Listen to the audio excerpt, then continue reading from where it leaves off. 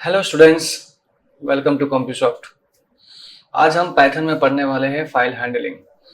File handling एक ऐसा concept है जिसका यूज करके हम यूजर से डेटा कलेक्ट करेंगे और उसको एक टेक्स्ट फाइल में सेव करेंगे। यहाँ पे ध्यान देने वाली ये बात है कि हम केवल टेक्स्ट फाइल में ही सेव करेंगे और अदर फाइल के साथ जो हैंडलिंग है वो आने वाले टॉपिक्स में हम जरूर पढ़ेंगे। बट आज के टॉपिक में हम सिर्फ टेक्स्ट फाइल के साथ कैसे पाइथन का यूज होता है ये हम देखेंगे। फाइल में इंसर्ट करना, फाइल को डिलीट करना या अपडेट करना उसका नाम, या फिर उसमें डेटा को रीड करना, ये सब ऑपरेशन आज हम सीखने वाले हैं। तो बने रहिए वीडियो में। Let's start the topic. सबसे पहले यहाँ पर हम ये समझेंगे what is file handling. File handling in Python provides a mechanism to store the output of a program in a text file. तो पाइथन में फाइल हैंडलिंग का मतलब ये है कि हमें प्रोग्राम से जो डेटा मिल रहा है, यूजर से इनपुट मिल रहा है या जो भी हम कैलकुलेट करके एक आउटकम ला रहे हैं, उसको हम टेक्स्ट फाइल में कैसे सेव करेंगे। तो ये चीज हम देखने वाले हैं इस वीडियो में। साथ साथ में हम फाइल के कुछ फंक्शंस भी पढ़ेंगे, जैसे कि यहाँ पे लिखा है open, close, read, read line, right and remove. ये सारे फंक्शंस हमें एक एक करके समझना है। तो लेट्स बिगिन रिकॉर्डिंग।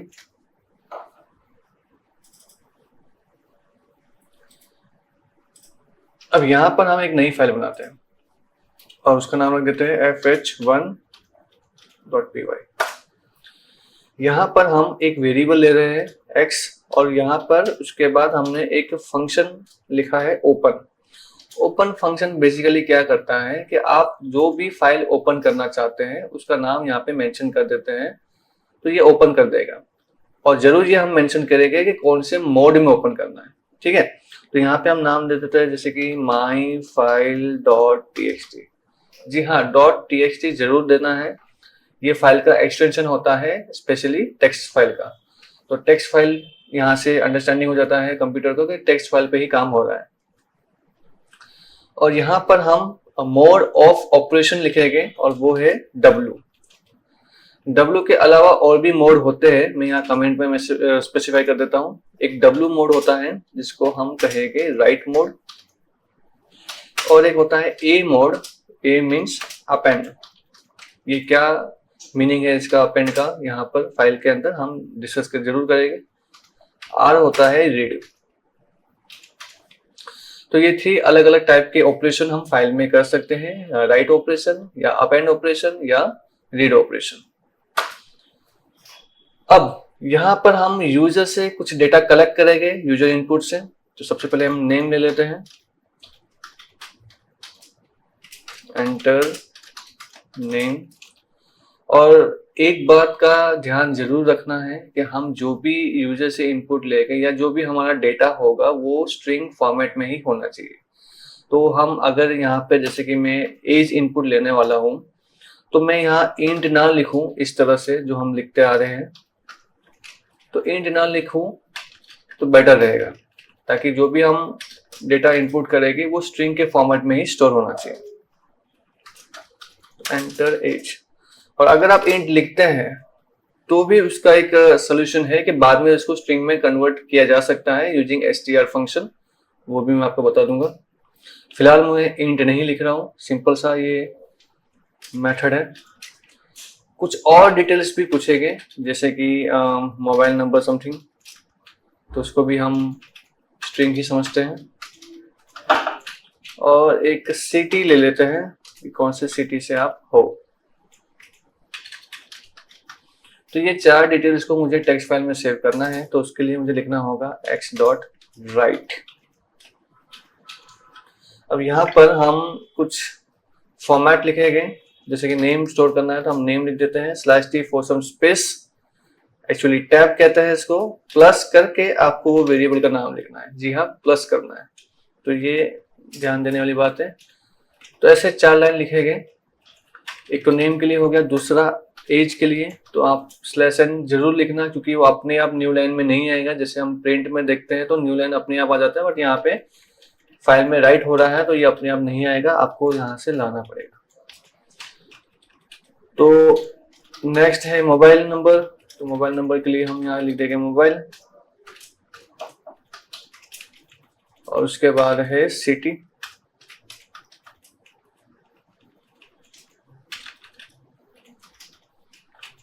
एक लाइन और लिखना चाहूंगा और वो है लाइन सेपरेटर, कि जब एक डेटा मेरा खत्म होता है, राइट प्रोसेस खत्म होता है 1% का डेटा, तो उसमें लाइन सेपरेटर हमें चाहिए। तो ये जो 4-5 लाइन मैंने लिखी है एक्स डॉट राइट से, ये सारे फाइल के अंदर राइट होगा। तो यहाँ पे आपको आउटपुट में इसका कुछ इफेक्ट दिखाई नहीं देगा, वो सीधा फाइल में जाके सेव होगा। लास्ट में फाइल को क्लोज करना भी बहुत जरूरी है। अगर आपने क्लोज नहीं किया, ये लाइन नहीं लिखी, तो फाइल क्लोज नहीं होगा, फाइल ओपन ही रह जाएगा, इट मीन्स फाइल सेव ही नहीं होगा। तो इससे प्रॉब्लम हो सकती है, तो आप जरूर लिखना ये। और यूजर को एक कंफर्मेशन टेक्स्ट मैसेज मिल जाए, लिखा हुआ मिल जाए, डिस्प्ले होके मिल जाए कि data saved in file.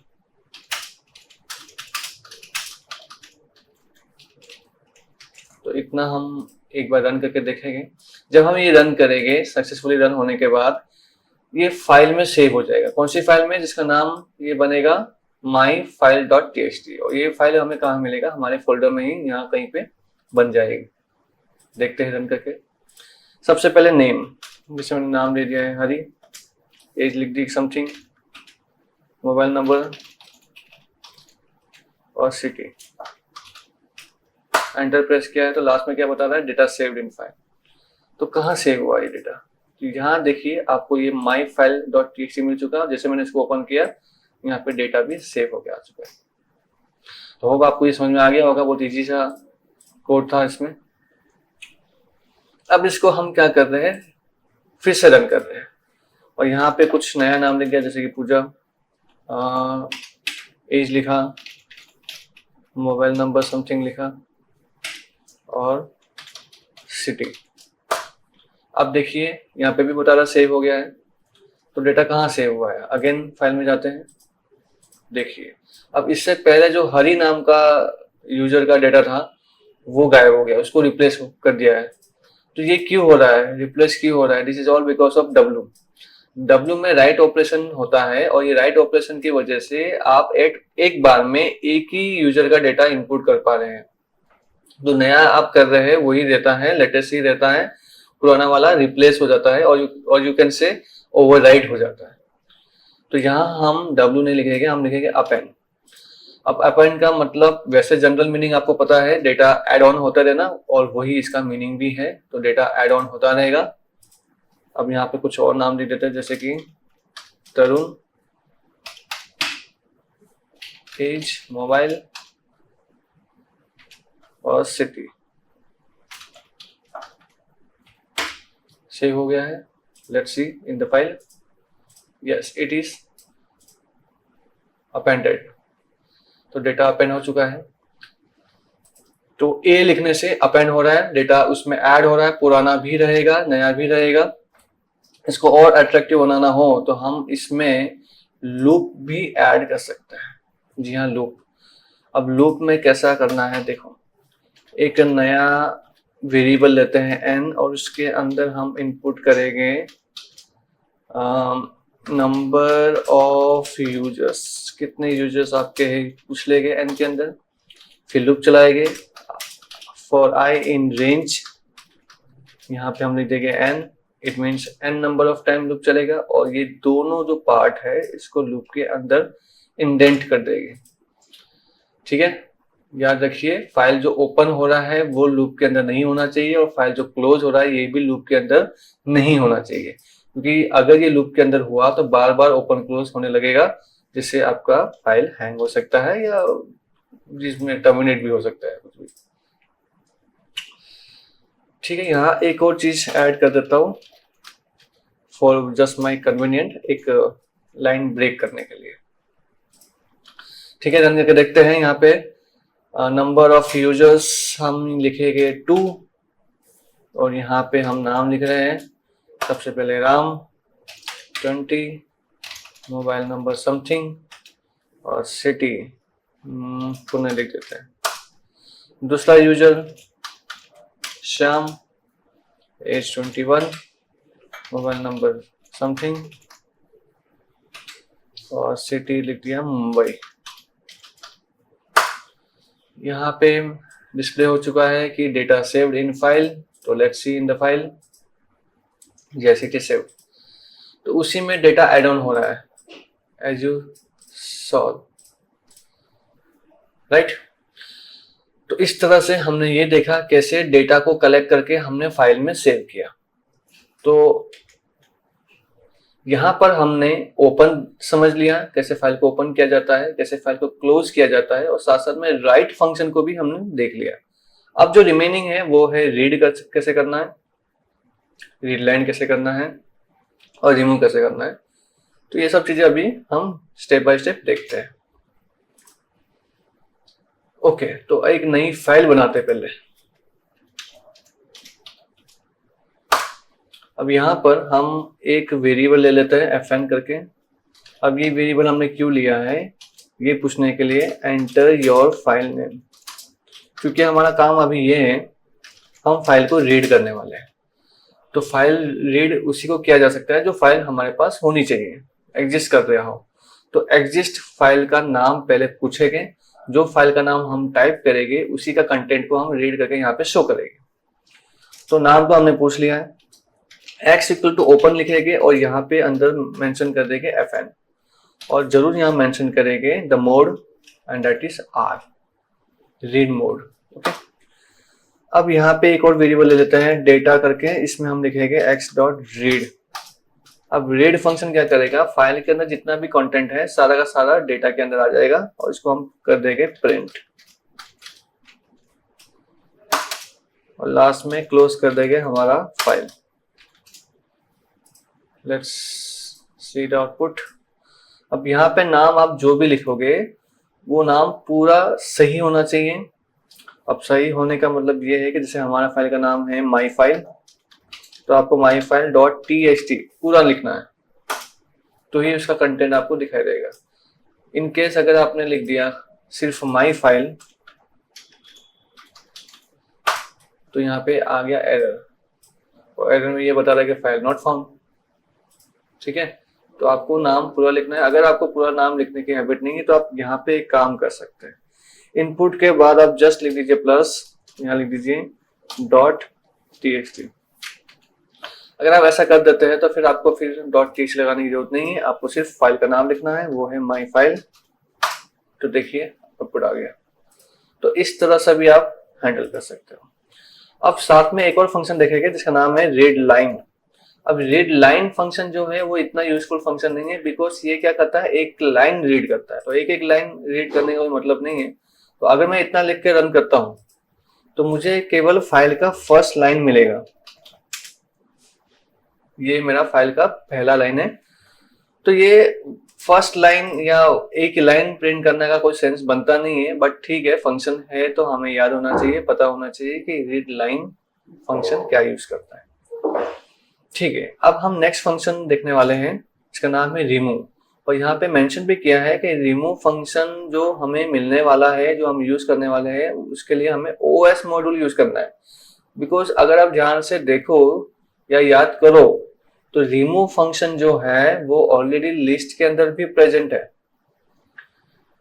List में भी कोई डेटा हमें डिलीट करना होता है तो हम रिमूव का यूज करते हैं। सेट में से भी कोई डेटा रिमूव करना हो तो हम रिमूव ही यूज करते हैं। तो फाइल को भी अगर रिमूव करना है तो रिमूव ही यूज करते हैं। तो ये रिमूव अलग है, ये रिमूव हमें OS मॉड्यूल से मिलेगा। ठीक है, तो ये कोड को थोड़ा कॉपी करके हम नई फाइल में ले जाते हैं।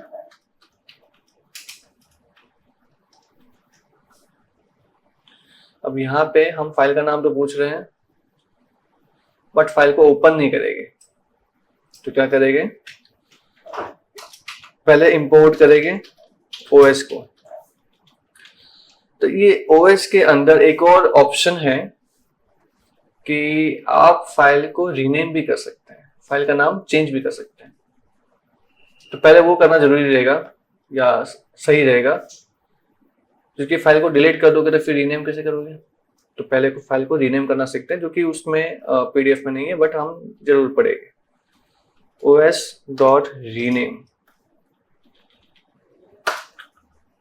अब रीनेम के अंदर आप पहले पुराना नाम लिखोगे और फिर नया नाम लिखोगे। अब नया नाम तो है नहीं, तो हम नया नाम का एक बना ही देते हैं।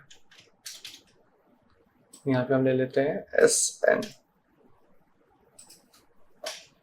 न्यू फाइल नेम, और .txt मैंने आगे ऐड किया हुआ है, तो आपको अलग से कुछ लिखने की जरूरत नहीं है। इतना लिखने के बाद आप खाली प्रिंट में लिख देना फाइल रीनेम्ड। तो होप ये काम कर जाए। तो हमारा फाइल का नाम है वैसे माई फाइल, इसको नया नाम दे देते हैं योर फाइल। फाइल रीनेम हो चुका है। अगर आप जहां से देखें, यहाँ पे कहाँ गया, नीचे हो गया, देखो ये देखो, इसमें कंटेंट वही है, क्योंकि नाम सिर्फ चेंज हुआ है, कंटेंट वही है। ठीक है। इसी तरह से फाइल को रिमूव करना हो तो भी यही फंडा यूज करेंगे। इसके लिए हम एक और फाइल बनाते हैं FH4। तो ये फाइल का नाम हो गया, एक ही पूछना है क्योंकि डिलीट ही तो करना है। यहाँ पे हम लिख देंगे रिमूव और ब्रैकेट में केवल FN लगाना है बस। यहाँ लिख देना है रिमूव्ड और ये डिलीट हो जाएगा। और डिलीट होने के बाद फिर मिलेगा भी नहीं, भले आप रिसाइकल बिन में से भी कितना भी ढूंढ ले।